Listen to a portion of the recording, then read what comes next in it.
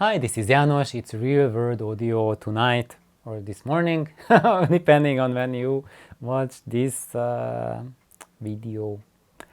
So I'm answering comments, and today will be a very special comment, and it's about the live versus dead cabinets. And this will be the subject whether you can take a dead cabinet and convert it to a live cabinet. And will it be a good choice? Will it work, or something else is needed? And that's Human R's comment that prompted this video, and I'm just going to read it out and talk about it. János, I'm relatively new to your content and am familiarizing myself to a lot of your videos. Not all are about speakers. Here you speak of live cabinet versus dead cabinet, or MDF, HDF versus plywood or tone wood. But I'm wondering if what you are referring to isn't more of a system versus just the difference in speaker cabinet construction. Yeah, you got it right. It's not just a difference in the cabinet material and the concept, but it's also a big difference in systems building, and I have like probably about a year's worth of videos on this subject, but yeah, you got it perfectly well. That one reason why today the overwhelming majority of loudspeaker cabinets are inert or dead, that's because the systems are optimized for inert cabinets. And I, for example, built a GR Research XLS Encore speaker made with MDF with a single rear port and all of the crossover upgrades.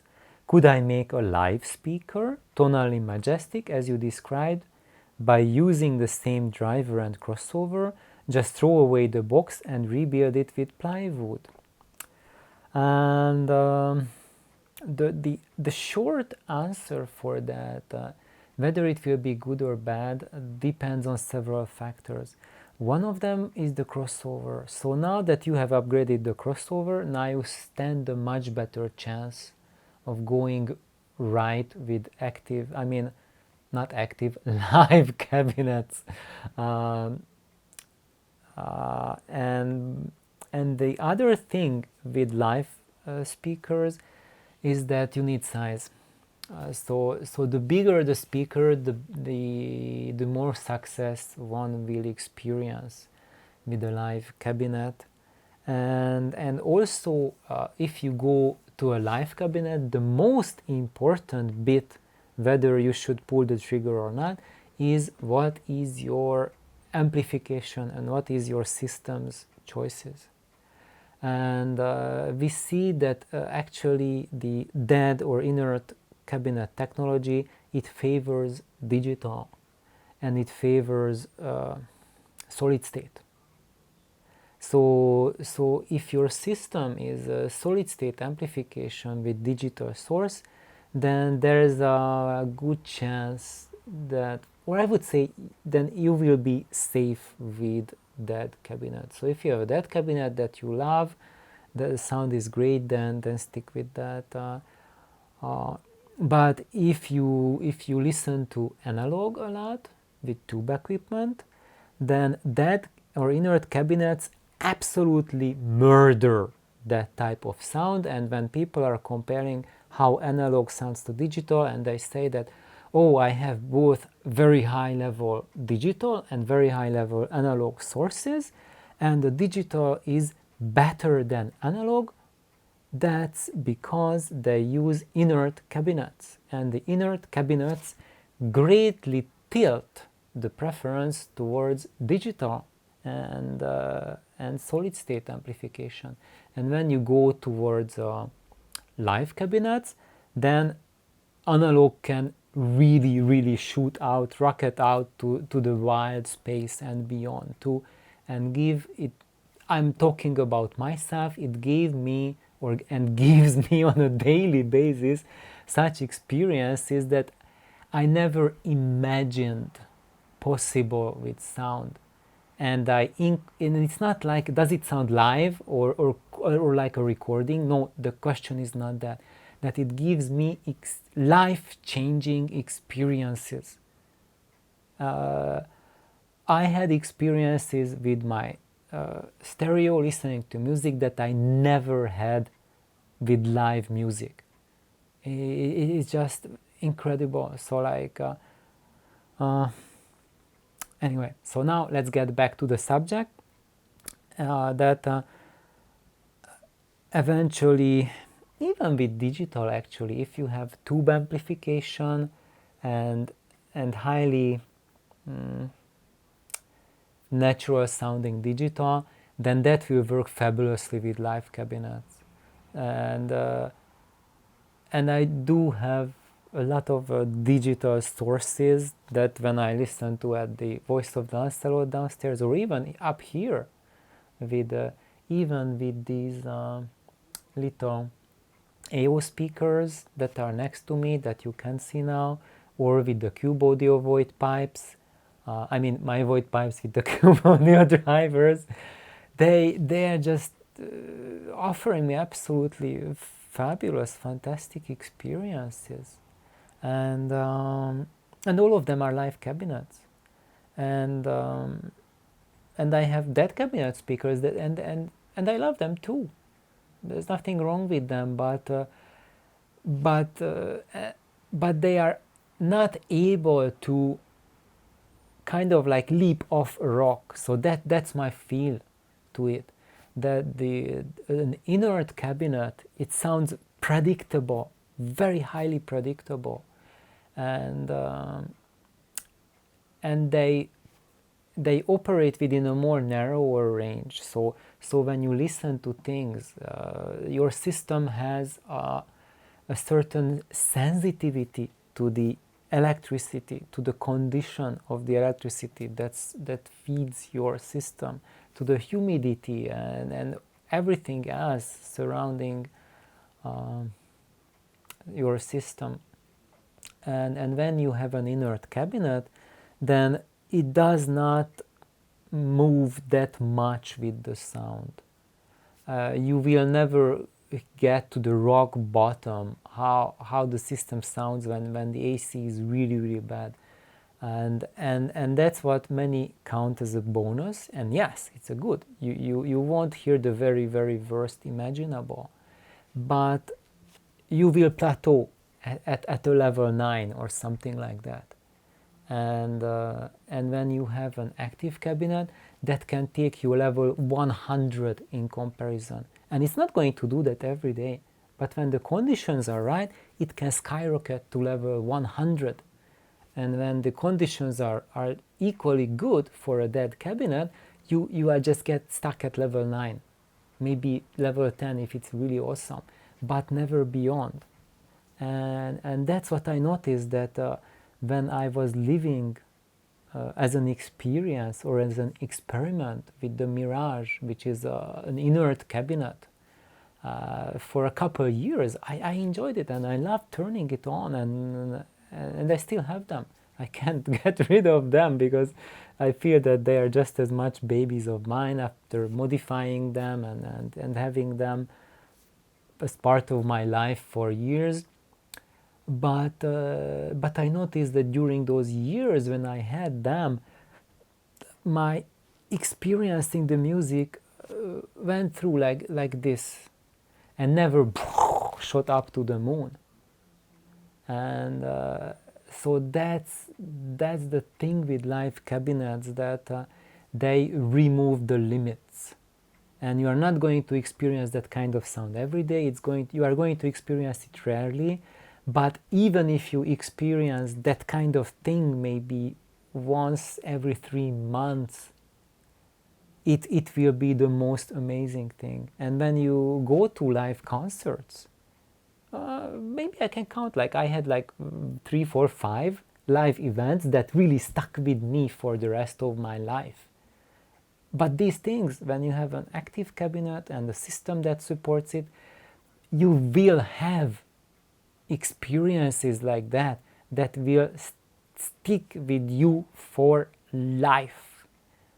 And that's the thing, that when you eat quality food, and this is like quality food for me, food for your soul, that's when your insatiable hunger for better systems goes away.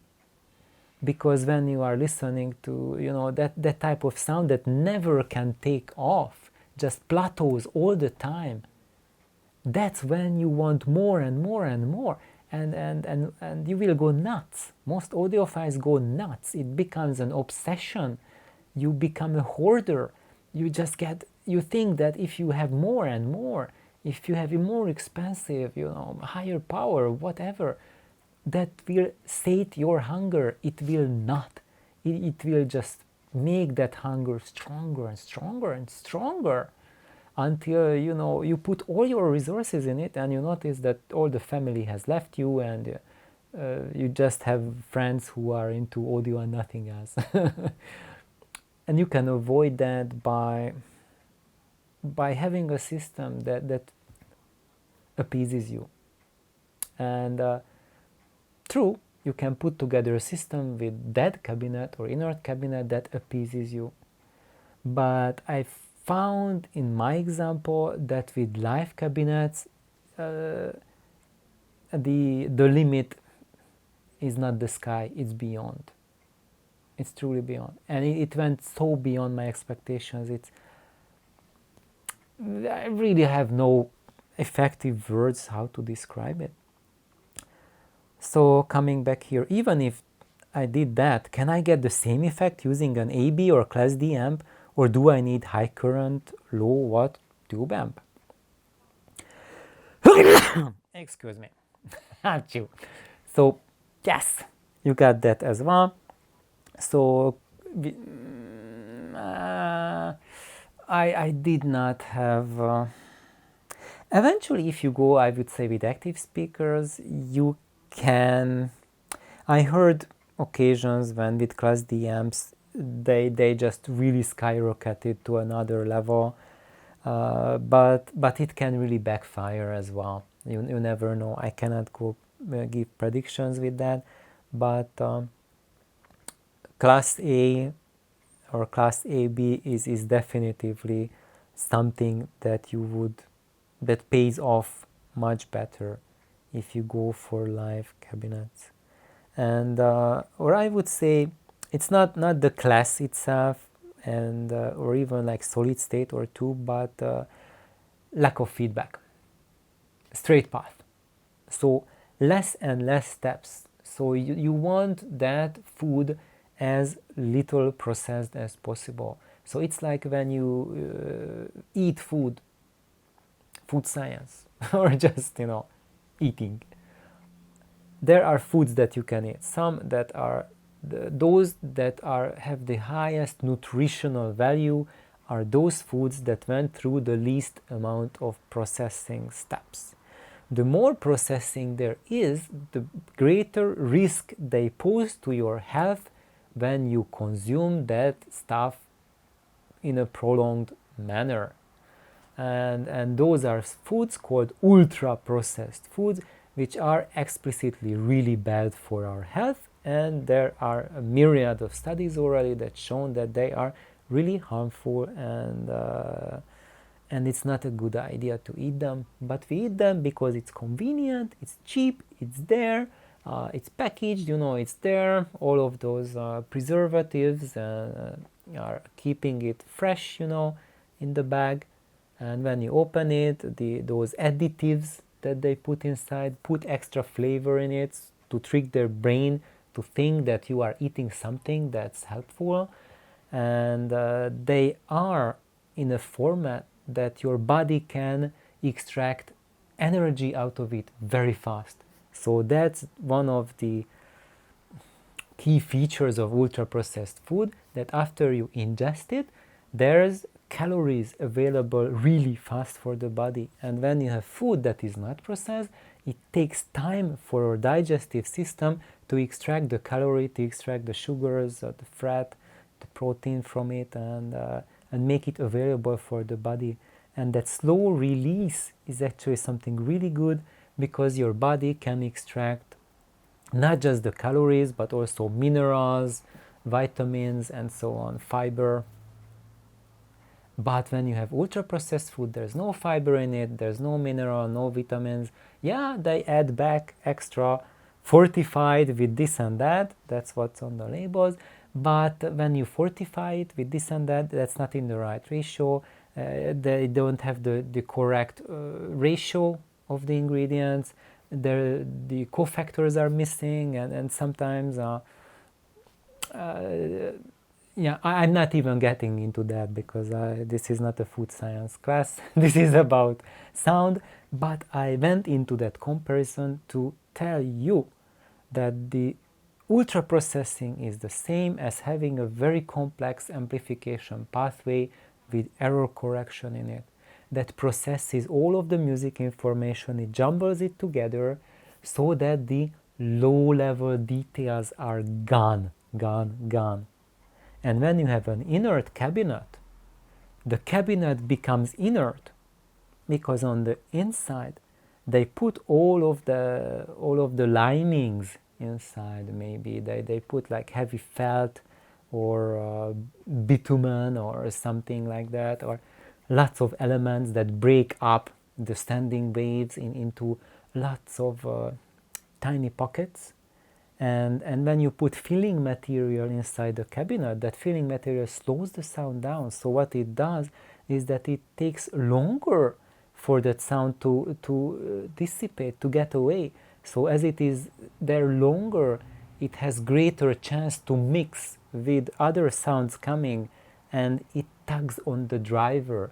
And that homogenization is also applied to the driver itself.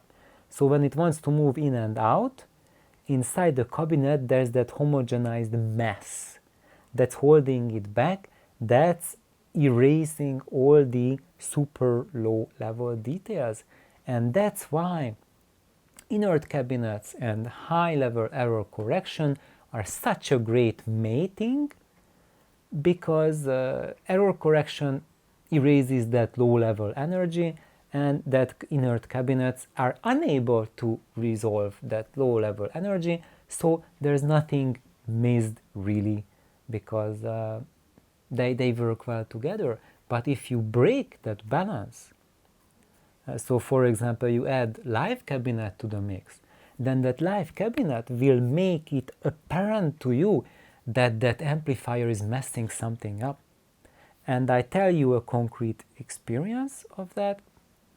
You guys remember that Quicksilver amplifier that I was showing a few videos ago, that I modified to use the 807 tubes.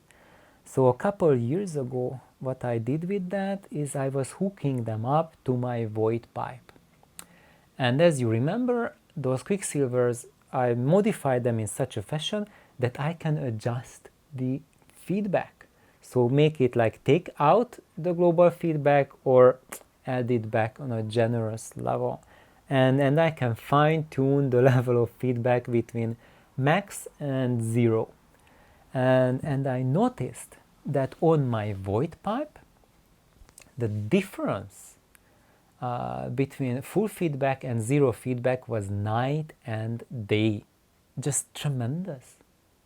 But when I put on the Ryan 610, which is an inert cabinet, if I added feedback or no feedback, there was absolutely no difference.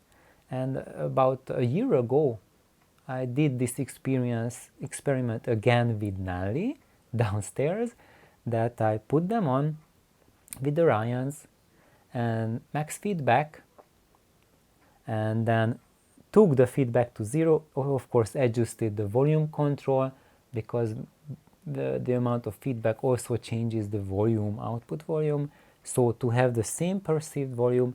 And she said, no, I can't tell any difference. And me neither, I couldn't tell any difference. Except one point in time when the electricity was really, really good. Then I could tell that the violins with the 0 feedback on the Ryan sounded a little bit more more better. I could hear the body of the violin a tiny bit better, and it sounded more as a more natural violin. But apart from that, the AC being at its peak, I couldn't tell any difference between zero feedback or full feedback. And when I was looking at the void pipe, which is an active cabinet, the difference between zero feedback and max feedback, especially human vocals, it was like going from a recording to a live human being. That was the difference in perception between the two. So that's more about it. So I think now this video is super duper long. It's 20 minutes already. I have no idea how I will upload it. It will probably take me 3 hours to upload, but that's my thing to solve. So thank you, Human, for asking that. I'm not sure if I reached to the end of your question, but I think I kind of did. So if you have more questions, just please ask, and have an awesome day. Bye bye.